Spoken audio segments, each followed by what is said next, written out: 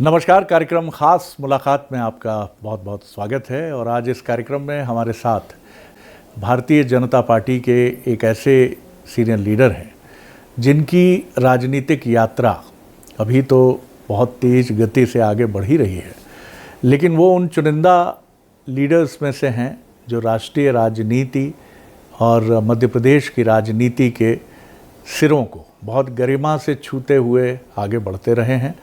और जहाँ भी वो रहे हैं एक टास्क परफॉर्मर की उनकी छवि रही है। बल्कि मुझे ये कहने में संकोच नहीं कि चुनौतियाँ और उनका चोली दामन का साथ रहता है, और चुनौतियाँ उनको ढूंढ लेती हैं या पार्टी के निर्देश उनको चुनौतियों तक ले जाते हैं, या कई बार खुद भी वो चुनौतियों से इतना जूझते रहे हैं अपने आरंभिक काल से कि शायद वो भी चुनौतियों के बिना रह नहीं पाते हैं। लंबे समय बाद मध्य प्रदेश उनकी वापसी हुई और इस समय वो सीनियर कैबिनेट मिनिस्टर के तौर पर अपना दायित्व निभा रहे हैं। छिंदवाड़ा का जो किला फतेह किया गया, उन रणनीतिकारों में उनका नाम बहुत अहम रहा, क्योंकि वो चुनाव प्रबंधन की रणनीति के भी भारतीय जनता पार्टी के माहिर लीडर्स में से हैं। उनके ठहाके, उनकी सहजता और कार्य करने की उनकी शैली, ख़ासतौर से एक परफेक्ट काम लेने वाले व्यक्तित्व के तौर पर वो पहचाने जाते हैं। तो मुलाकात करिए सीनियर कैबिनेट मिनिस्टर, नगरीय प्रशासन मंत्री, और न जाने कितने दायित्व हमें नाम लेता हुआ थक जाऊंगा शायद। कैलाश जी का बहुत बहुत स्वागत करता हूँ। धन्यवाद शरद भाई जी।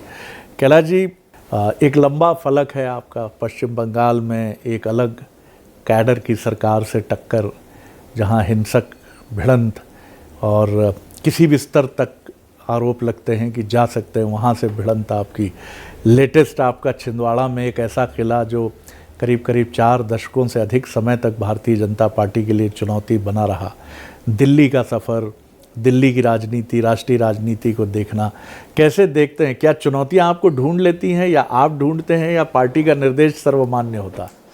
पार्टी का निर्देश ही सर्वमान्य होता है, पर मुझे ये अच्छा लगता है कि पार्टी जब भी मुझे कोई काम देती तो चुनौती वाला ही देती है, तो मुझे बहुत आनंद आता है। कम से कम इस लायक तो समझती पार्टी मुझे कि मैं चुनौतियों के बीच कुछ परिणाम दे सकूं। तो ये मेरे लिए बहुत सौभाग्य की बात है, और मैं इस बात के लिए हमेशा पार्टी का ऋणी रहता हूं कि पार्टी ने जब भी जो काम दिया मैंने कोशिश की, और अभी तक के पूरे इतिहास में आप देखेंगे तो सब में सफलता मिली। 100% रिजल्ट दिया है। ये बात तो है। तो ये ईश्वर की कृपा है और पार्टी का विश्वास मुझ पर है। जी। सबसे टफेस्ट बैटल ग्राउंड आपको पश्चिम बंगाल ही लगा अब तक? हाँ, वहाँ तो युद्ध लड़ना पड़ता था, वहाँ तो राजनीति होती नहीं थी। वहाँ तो गोली कब आपके पास से निकल रही, बम आपके पास कब फेंके जा रहे हैं, पत्थर कब आ रहे हैं आपके पास से, आप प्रदर्शन कर रहे हैं, पुलिस आंसू गैस के गोले फेंक रही है और टीएमसी के गुंडे बम फेंक रहे हैं, और आपको उसमें से बीच में से संघर्ष करते हुए निकल रहे हैं। तो बड़ा मुश्किल होता था। हमारे बहुत कार्यकर्ताओं को हमने खोया है वहाँ पर, इसीलिए लगभग मेरे 6 साल के कार्यकाल में 400 कार्यकर्ताओं की हत्या हुई। तो काफ़ी एक बड़ा ही रक्त रंजित इतिहास भी आज भी स्थिति बहुत खराब, बहुत खराब। कितना आप देखते हैं कोलकाता जो डॉक्टर्स के साथ एक बर्बर घटनाक्रम वहाँ हुआ, उसके बाद एक बहुत ही एक सेंटिमेंट पूरे देश का वहाँ की वर्किंग, वहाँ की प्रशासनिक व्यवस्था, राजनीतिक व्यवस्था पर बड़े सवाल के तौर पर, क्या आपको लगता है कि ये एक बड़ा डिसिसिव क्योंकि वहाँ लॉ एंड ऑर्डर पूरी तरह से चरमराया है, ये बात बार बार सामने आती है? सभी कहते हैं। वहाँ राष्ट्रपति जी ने चिंता व्यक्त की, राज्यपाल जी ने कहा वहाँ के, और जितने वहाँ के कलाकार हैं बड़े जो कभी ममता जी के साथ खड़े रहते थे, उन लोगों ने कहा कि ये तो अमानवीयता की हद है। पर ममता जी का भी साहस, दुस्साहस, बेशर्मी, मतलब जिस हद की वो करती हैं, मतलब कोई कर नहीं सकता। देश में ऐसा कोई नेता नहीं है। डॉक्टरों का प्रदर्शन, डॉक्टर सरकार के खिलाफ प्रदर्शन कर रहे हैं, उस प्रदर्शन में पहुंच गई हो उनके साथ। भाई आप मुख्यमंत्री, आपके खिलाफ ही प्रदर्शन कर रहे हैं, आप कैसे ये पहुँच गए? मतलब इस हद की। अच्छा, टेरर इतना है कि कोई कुछ बोल नहीं सकता। बीजेपी कदम दर कदम पश्चिम बंगाल में अपनी ताकत बढ़ाते हुए आगे बढ़ रही है। क्या आपको लगता है अगला चुनाव निर्णायक होगा बीजेपी के लिए? निश्चित रूप से निर्णायक होगा। ये बात सही है कि अभी लोकसभा में जितनी हमने अपेक्षा की उतनी सफलता नहीं मिली। पर फिर भी बीजेपी का जो रिजल्ट है वो अच्छा है।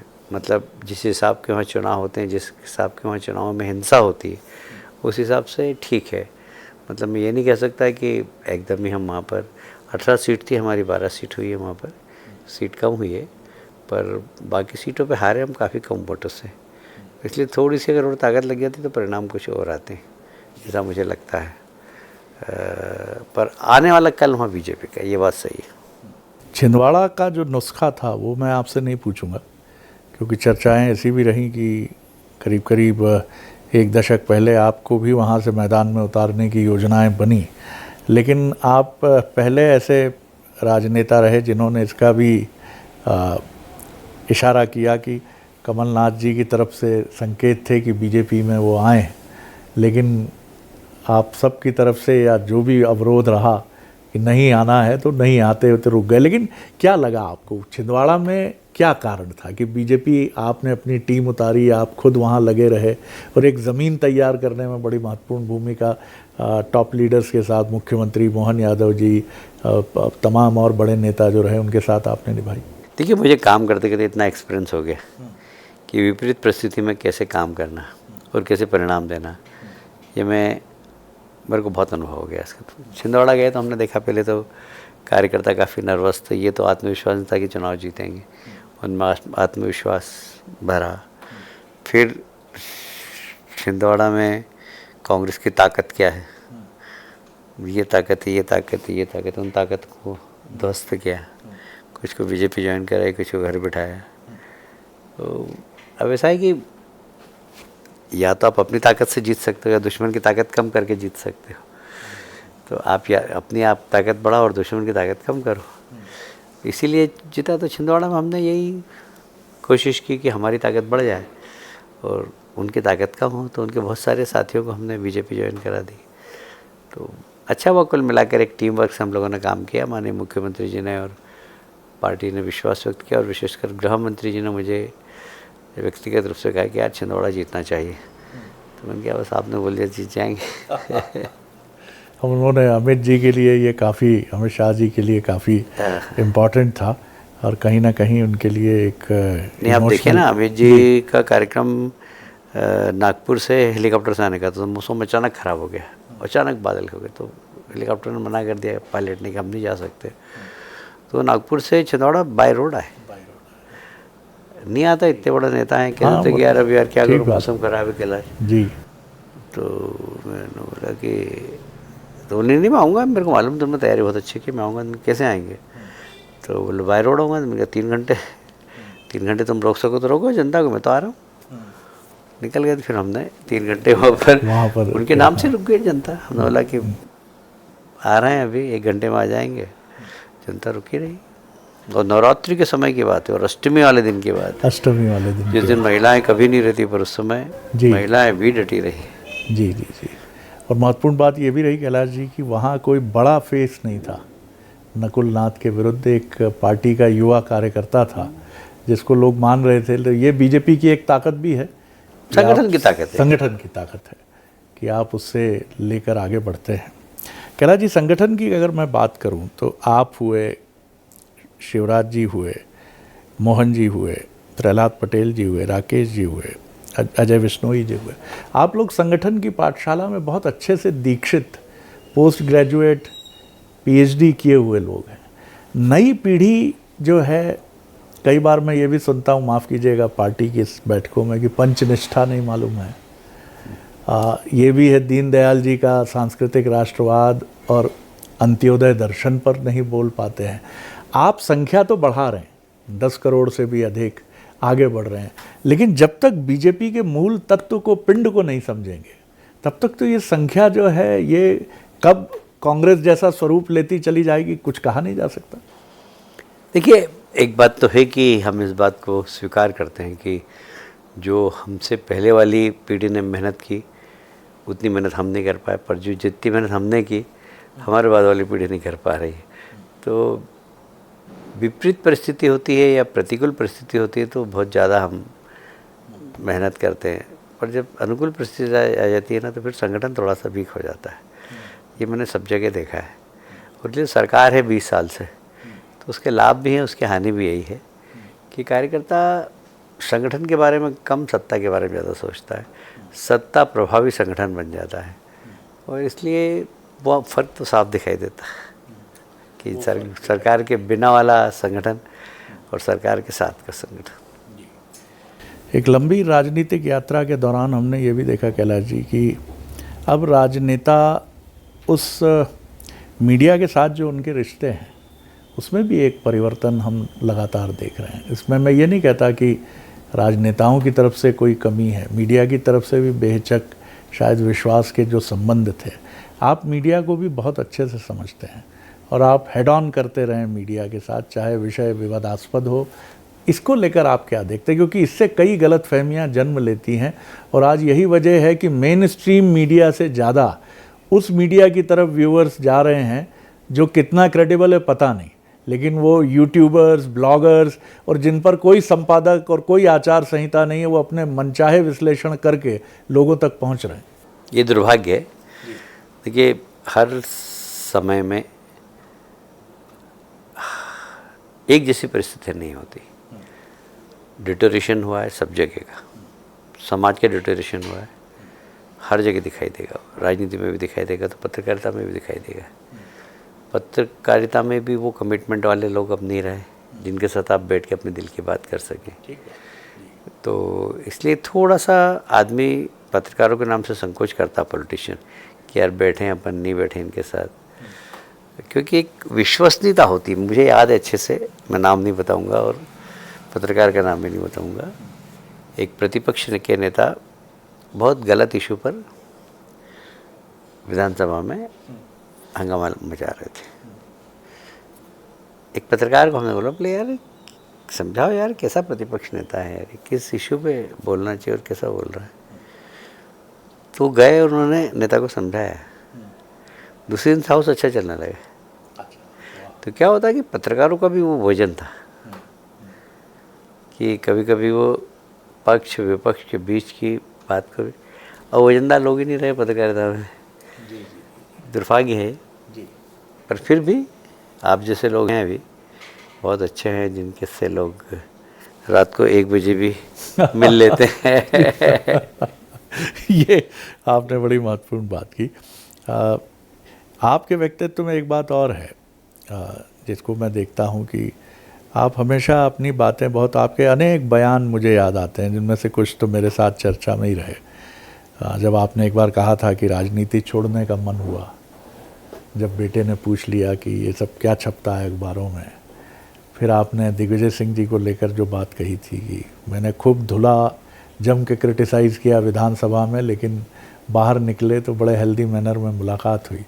क्या ये सब अब अतीत की बातें हो गई कैलाश जी? हाँ, लग रहा है कहाँ है ये सब अब? कुछ बहुत जो वातावरण बहुत प्रदूषित हो गया और एक विश्वास होता है ना, उसकी बहुत कमी हो गई। अभी भी विधानसभा में जो भूमिका विपक्षी नेता की है बहुत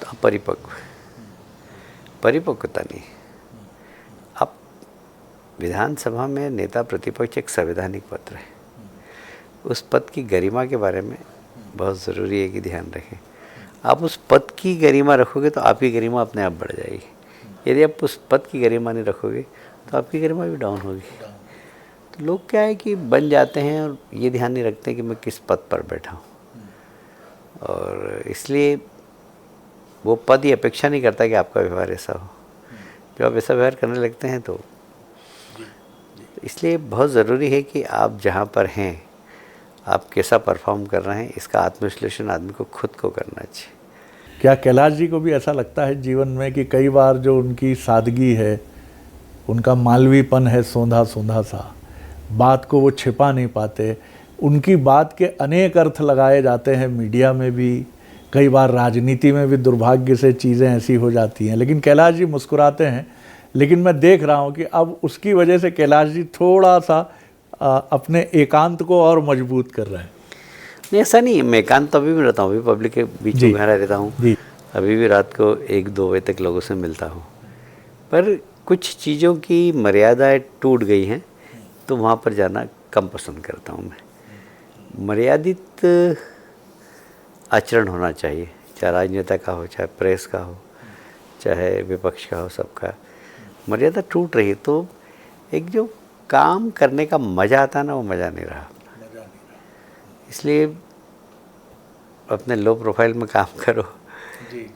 क्योंकि बहुत ज़रूरी है मर्यादित आचरण, मर्यादित व्यवहार, मर्यादित पत्रकारिता, मर्यादित आपके पद के साथ आपकी लॉयल्टी, ये सब बहुत सही ज़रूरी बात है। है। और ये आप ही का सच नहीं है कैलाश जी, मैं ईमानदारी से कहूँ तो मैं भी महसूस करता हूँ कि पत्रकारिता में कई बार इस सूनेपन को मैं भी महसूस करता हूँ। और चिकित्सक फ्रेटर्निटी भी से भी जब बात होती है तो वो वहाँ भी यही बात कहते हैं। तो शायद हम सब एक अजीब से संक्रमण काल से भी जूझ रहे हैं।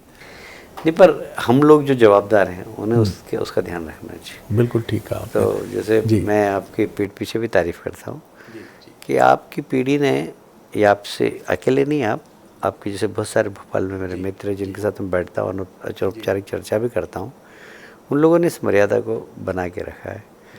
आजकल के नए बच्चे जो एक डेप्थ चाहिए ना, वो नहीं है, इसलिए थोड़ी सी दूरी बना के चलता हूँ मैं। मुख्यमंत्री डॉक्टर मोहन यादव तेज निर्णय ले रहे हैं, आपके साथ एक बेहतरीन समन्वय है और निश्चित तौर पर एक वरिष्ठ के नाते बड़ा सम्मान भी है। और हमने देखा है कि कई बार, और ये ज़रूरी भी है कि आप अगर विराट कोहली और सचिन एक साथ पिच पर हैं तो निश्चित तौर पर सचिन के अनुभव का पूरा लाभ विराट कोहली को मिलेगा ही मिलेगा। किस तरह आप उनके, हालांकि अभी बहुत छोटा एक समय है, मूल्यांकन के लिए अभी हमारे पास नहीं, फिर भी आप कैसे देखते हैं तेज गति से निर्णय, ब्यूरोक्रेसी को लेकर भी उनका एक अलग नज़रिया है? जी देखिए, कुछ करने की इच्छा है, ये बहुत साफ लगता है। कुछ अलग हट के करना है मुझे, ये उनकी इच्छा है। कर भी रहे, निर्णय भी ले रहे हैं, फटाफट निर्णय ले रहे हैं। और इसलिए मुझे लगता है कि अभी जिस तरीके से काम कर रहे हैं, मध्य प्रदेश में बहुत अच्छी ग्रोथ होगी। और ऐसा लगता है कि हम मध्य प्रदेश को अच्छे प्रदेशों की श्रेणी में ले जाएंगे आने वाले समय में। जी, क्योंकि मुझे लगता भी है कि खुद मुख्यमंत्री और जिस तरह की एक टीम है, वो टीम बड़ी अद्भुत है और ये टीम निश्चित तौर पर एक बेहतर मुस्तकबिल। आखिरी सवाल कर रहा हूँ आपसे, जो विभाग आपके पास है अब बड़े चैलेंजेस हैं उसके, तमाम चीज़ें हैं, क्योंकि आप देखते हैं निकायों की हालत क्या है और आपके पास विज़न है। जैसे नितिन गडकरी जी के लिए हम सुनते हैं, या प्रधानमंत्री नरेंद्र मोदी जी के पास एक नवाचारी प्रयोग हैं। उद्योग मंत्री के तौर पर हमने देखा है, सिंहस्थ के प्रभारी के तौर पर हमने देखा है, Kailash ji full of ideas होते हैं। तो हम देखेंगे कि ये विभाग कुछ बहुत नया करके आगे बढ़ेगा। हाँ, मतलब ऐसा है कि मुझे बहुत अफसोस है इस बात का कि हमारी सरकार काफ़ी लंबे समय से है, पर हम भोपाल का मास्टर प्लान तक नहीं दे पाए। हमने टारगेट फिक्स किया कि हम दिसंबर के पहले मास्टर प्लान दे देंगे, इंदौर का भी और भोपाल का भी। हमारी तैयारी चल रही है, क्योंकि जिस राजधानी है, राजधानी का 20 साल से मास्टर प्लान ही नहीं है। तो कहीं ना कहीं कुछ प्रभावशाली लोग अपने वेस्टेड इंटरेस्ट के कारण मास्टर प्लान को रुकवा देते थे। अब कोई रोक नहीं पाएगा उसको। अब इसको कोई नहीं रोक पाएगा। एक जो स्मार्ट सिटी की संकल्पना थी कैलाश जी, वो उस पर आरोप लगा कि वो हरियाली को निगल गई भोपाल में। ख़ास तौर पे आपने बहुत बड़े मन से फैसला किया जब भोपाल के कुछ इलाकों में हरियाली पर संकट आया। क्या आप हल देखते हैं? क्योंकि कई बार ऐसा लगता है कि जो ब्यूरोक्रेसी का सिस्टम है वो चाहता है कि तुरंत महंगी ज़मीनों को बेचें और हाई स्काई स्क्रैपर्स बिल्डिंग बनाएं। इसके अलावा भी कुछ रास्ते ढूंढने होंगे रेवेन्यू के। ये जो जितने भी पुरानी ज़मीनों के लिए स्कीम बनाकर बेचने की योजना चल रही है, इसको नहीं बेचना चाहिए। आज ही उन्होंने हमारी मीटिंग में कहा। हाँ, तो अब आपको बदलाव दिखेगा उसमें। बहुत सारी प्लेन ज़मीन बेच दी सरकार ने। ये अधिकारियों की बहुत ना समझी थी जिन्होंने ज़मीन बेचकर और सरकार को पैसा कमा के दिया है। ज़मीन बेचकर आप पैसा दे रहे हो, उसका मतलब आप कंगाल हो। सरकार ज़मीन बेचना चाहिए। सरकार का काम ज़मीन बेचना है क्या? फैसिलिटेशन करना है, तुमको अस्पताल के लिए ज़मीन देना है, स्कूल के लिए ज़मीन देना है, ये सरकार का काम है। ज़मीन बेच रहे हो आप उद्योगपतियों को मॉल बनाने के लिए। ये ठीक नहीं। नहीं, बिल्कुल नहीं, हमने रोक दिया सब। माननीय मुख्यमंत्री जी ने एकदम समाप्त कर दिया। लाडली बहना एक ज़बरदस्त योजना मानी गई, लेकिन इसने मध्य प्रदेश की फिजिकल हेल्थ पर काफ़ी गहरा असर डाला। सड़कें इंतज़ार कर रही हैं ठीक होने का, हालांकि क्लेम है कि सब किया जाएगा, लेकिन वेलफेयर स्टेट होने के बाद भी आपको लगता है कि बहुत भारी योजनाएं लाना, उसके बजाय समाज को आत्मनिर्भर बनाने की तरफ अगर हम बढ़ें, क्योंकि मोदी जी का जोर जो है वो स्किल डेवलपमेंट पे अधिक है, योग्यता विकास। वो आत्मनिर्भर भारत की बात करते हैं, और आत्मनिर्भर भारत मतलब आत्मनिर्भर व्यक्ति जी। पर अब डेमोक्रेसी में थोड़ा सा एक नजाकत है थोड़ी सी कि आपको लोकप्रिय होना है तो ऐसे निर्णय करो जिससे आपकी लोकप्रियता बढ़े, भले वो निर्णय लोकहित में नहीं हो। तो कुछ निर्णय ऐसे होते हैं जो लोकहित में नहीं होते और लोकप्रियता प्राप्त करने के लिए कि हम अगला चुनाव जीत जाएं, और सरकारें कर लेती हैं, और उसका भुगतना उसमें जनता को पड़ता है और बाकी लोगों को भी पड़ता है। जैसे कर्नाटक की आप हालत देख लीजिए। बिल्कुल। हिमाचल प्रदेश तनख्वाह नहीं बांट पा रहा है। तनख्वाह नहीं बांट पा। सिर्फ कुर्सी प्राप्त करने के लिए आप इस प्रकार किसी राज्य को एकदम, मैं ये कहूँ कि राज्य की कपड़े उतार दें आप, ये तो नहीं होना चाहिए। और इसी योजनाओं का एक वर्ग विशेष को विरोध करना चाहिए जरूरी, क्योंकि बहुत सारी कहावतें हैं कि जब समझदार व्यक्ति चुप रहता है तो समाज का नुकसान होता है। समझदार व्यक्ति चुप है आजकल। सरकारों को सचेत करना चाहिए कि ये आपको घोषणा नहीं कर सकते, आप इसमें हमारा पैसा लगा हुआ। बहुत बहुत महत्वपूर्ण बात कर रहे हैं। तो बहुत महत्वपूर्ण। ये लोग कहने वाले लोग, उनकी आवाज़ को कोई जगह नहीं देता। कोई अगर कह भी देगा तो आप ही उसको नहीं दिखा पाएंगे। ऐसी आवाज़ें बंद हो रही है देश के लिए और समाज के लिए चिंता का विषय। कि अगर कोई गलत कर रहा है तो सही बोलने वाले लोग तो सामने आए। अब तो ये हो रहा है कि आप 1 रुपया बांट रहे हो तो ये 2 रुपये की बात करेंगे, वो 3 रुपये की बात करेंगे। ठीक बात है। और बाकी समाज बैठा बैठा देख रहा है जी। तो उससे राज्य लुट रहे हैं। अब चुनाव जीतना है तो लोकप्रिय निर्णय करना है। अब लोकहित का निर्णय नहीं है वो, पर मजबूरी है तो विपक्ष में चले जाएंगे। तो करो लोकप्रियता प्राप्त करने के लिए निर्णय। और ये सब लोग, सब राज्य सरकार लिए जा रही है, देश खोखला हो जाएगा ऐसे। निश्चित तौर पर आपने बहुत साफ गोई से ये बात कही है, बहुत महत्वपूर्ण। आखिरी सवाल कर रहा हूँ, 2029 और मध्य प्रदेश का चुनाव जो उसके पहले होगा, आपको लगता है बीजेपी जो इस बार का मैंडेट लोकसभा का रहा उससे आगे जाएगी बीजेपी? 100% जी। मध्य प्रदेश में बीजेपी के प्रति लोगों का विश्वास और कांग्रेस के प्रति अविश्वास, इसलिए मध्य प्रदेश में कांग्रेस की कोई संभावना नहीं और बीजेपी को कोई रोक भी नहीं सकता। राष्ट्रीय परिदृश्य पर मध्य प्रदेश में बीजेपी की लोकप्रियता में कोई कमी नहीं आई है जी। पर यह बात सही है कि जो अपेक्षा की थी हमने उतनी हमें सीटें नहीं मिली। पर मज़ेदार बात यह है कि हम 240 सीट जीत के लाए तो लोगों ने कहा कि मोदी हार गए, मोदी हार गए। और राहुल 100 सीट जीत के आया तो सारे लोग ताली बजा रहे हैं और साहब राहुल ने कमाल कर दिया, राहुल ने कमाल कर दिया। तो जो नहीं कर सकता था वो अगर अचानक कर देता तो लोग अप्रिशिएट कर सकते। मोदी जी यार 240 सीट ठीक है यार, मोदी जी की साइड थी उस प्रकार से 240 सीट तो आना थी, 340 आना थी जी। तो हम ज़्यादा होने के बाद भी जश्न नहीं बना पाए और वो कम लाए उसके बाद भी जश्न मना रहे जैसे जीत गए हो। जी जी जी। लेकिन आगे का सिनेरियो आप मानते हैं कि डिफरेंट होगा? नहीं, बीजेपी का ही देखिए, राहुल जिस तरीके से, हम जातिवादी जनगणना के विरोधी नहीं है, पर आप उसका राजनीतिक दुरुपयोग करोगे तो समाज टूटेगा। तो हमें राजनीति करना चाहिए समाज को जोड़ने वाले, तोड़ने वाले करना चाहिए। कांग्रेस ने शुरू से ये काम किया है, अंग्रेजों ने भी ये काम किया था। अंग्रेजों नहीं फूट डालो राजनीति, ऐसे कैसे ही कांग्रेस ने भी किया, इधर मुस्लिम हिंदू को लड़ाया, फिर दलित और सवर्ण को लड़ाया, बाबा साहब अम्बेडकर जैसे व्यक्ति को जो सम्मान मिलना चाहिए था नहीं दिया। तो ये सब चीज़ें कांग्रेस के साथ रही है पहले। अब जो पुरानी नीतियाँ कांग्रेस की थी जिससे समाज को नुकसान हुआ है, उसका भुगतान हम लोग कर रहे हैं। निश्चित तौर पर बहुत धन्यवाद करता हूँ कैलाश जी इस बातचीत के लिए कि आपने जैसा घड़ी देखकर कहा कि हम रात के 1 बजे ये चर्चा कर रहे हैं, लेकिन आप तैयार हैं और अभी भी पारी जो है वो जारी है और उसके बाद भी मिलजुल कर और फिर अल सुबह फिर तैयारी रहेगी कामकाज की।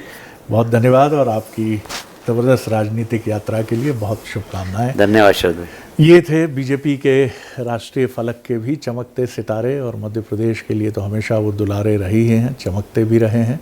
खास मुलाकात में इतना ही, अगली बार एक और ख़ास शख्सियत को लेकर आपसे मिलेंगे। नमस्कार।